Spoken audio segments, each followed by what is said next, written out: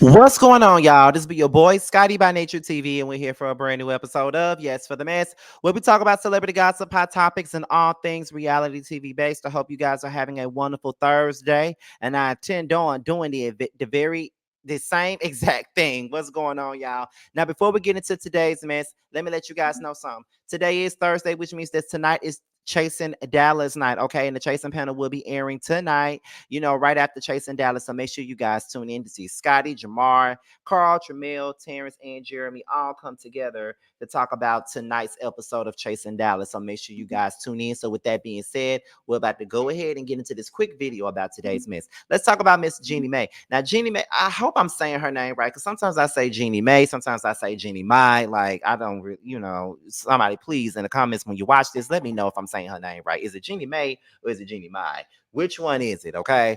Now, according to TMZ, Jeannie Jeannie claims that Jeezy was abusive and reckless, and he denies all of it. Now, Jeannie has fired back at Jeezy in their bitter divorce, asking a judge to deny him custody of their kid because she claims that he's been reckless and abusive, and he calls BS. The talk show host filed new legal documents on Thursday obtained by TMZ, and Jeannie makes some bombshell claims against her ex, who recently asked the judge to rip up their temporary custody agreement and grant him more substantial parenting time for their young daughter.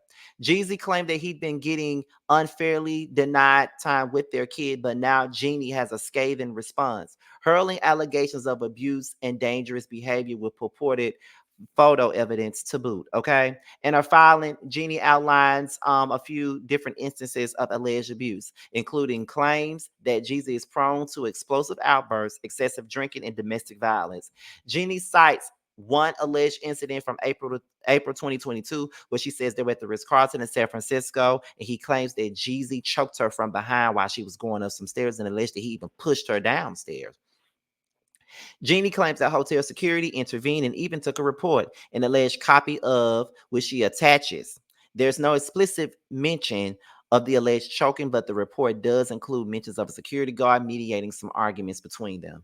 In another alleged instance of recklessness, Jeannie claims that Jeezy crashed a golf cart they were both in, which she alleges happened as a result of him being too drunk. She attaches alleged text messages between herself and Jeezy, where she shows all bruises and says that she sustained from the crash.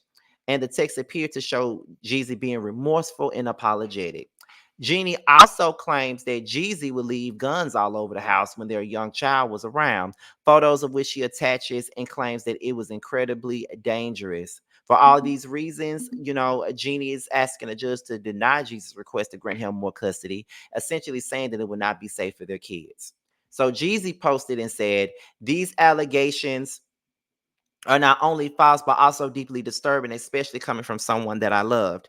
This malicious attempt to tarnish my character and disrupt my family is ridiculous. It's disheartening to witness the manipulation and deceit at play. And at this time, my main concern is being an active father to our daughter as I continue to fight for court mandated joint custody. Rest assured, the truth will prevail through the proper legal channels. Okay. I think that's about it. Okay. The saga continues. Okay. So that's pretty much all that we got for this situation between Jeezy and Jeannie Mai, or Mai, whichever one it is. And listen, y'all, according to what I see here on TMZ, there's a possibility that there is some truth to Jeannie's story. You know what I'm saying? Like, it is. Um, how can I put this? Growing up in a house with a man that was physically violent to not only my mother but to me and my sibling, um and just seeing the behaviors of a man that does things like that, the way that Jeannie described what Jeezy was doing and the way that Jeezy is responding is very similar to how my now ex stepfather, my baby brother's father, would act. So, they will get in public and act like they're the most respectable man in the world, even be a junior deacon at the church, and people in the house don't even know that that's what he is. But then we all know that back at home, he's a menace to society. You know what I'm saying? So that's the type of time that I see Jeezy being on. Um, If there was a police report involved with the whole thing, with the hotel incident, then I'm pretty sure that that shit is true. I don't see nobody making up no bullshit like that. I just don't see it. Um, I feel like this is gonna go on for some time.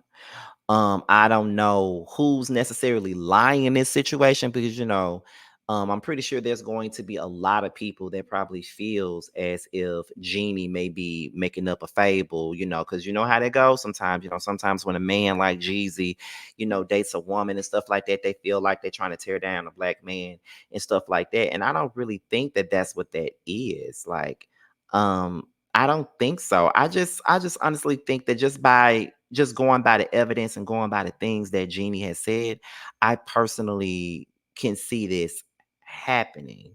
You know what I'm saying? Um, I see a tweet, one of the top tweets, because I just pulled out my phone and I was looking at it. And the girl said on Twitter, she was like, the court documents discussing Jeezy assaulted Jeannie multiple times were released, and black people are saying he should have stuck with black women. Laughing my ass off. Why? Because black women deserve domestic abuse. And that's what I'm saying. Like, what the fuck does her race have to do with anything?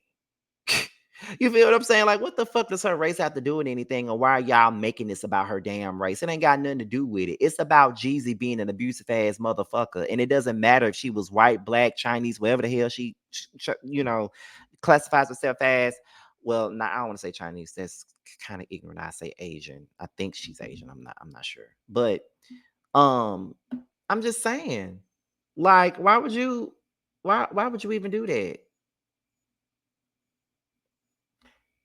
Why even say that? Why is it that whenever a man with a woman that's not the same ethnicity as him, and then you find out about him putting hands on a woman, then y'all say, well, he should have stuck to a black woman. Why would you want him to stick to y'all, putting his hands on y'all and doing shit to y'all? Why would y'all want him to do that? You know what I'm saying? Why?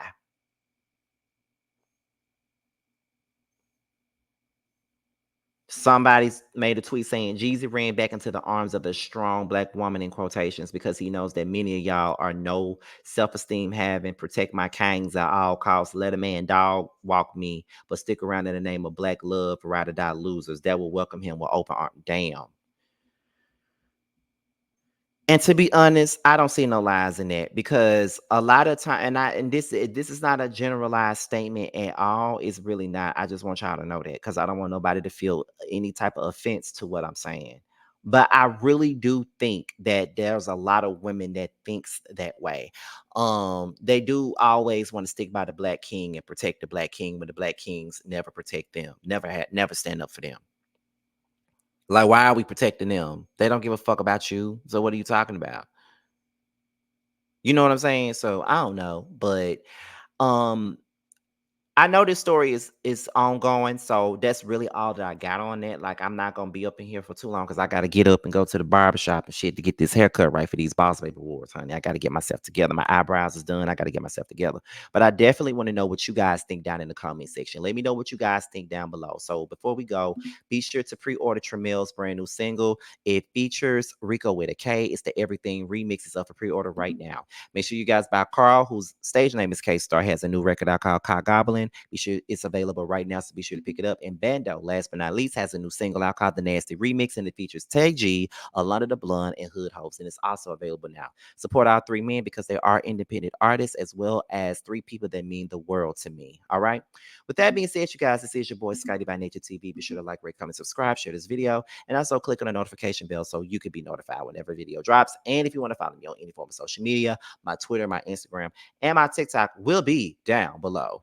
With that being said, you guys, your boys up out of here, and I will leave you guys with a promo from King Darius Books. Bye. What's up, everyone? It is Darius asking you to check out my newest children's book, DJ Stands on Business. Follow along as 5 friends who are entrepreneurs by the name of Pixel, Raven, a dynamic duo we can learn, and a children's book author named DJ use their entrepreneurial spirit to save money to go on a trip to Mexico. So follow along as children can learn about terms that teach them about entrepreneurship and give them the opportunity to open up the world in the adventures of friendship, and entrepreneurship. You can check out my children's book, DJ Stands on Business, as well as DJ's Favorite Day and Twinkle Little Star at www.kingdariusbooks.com.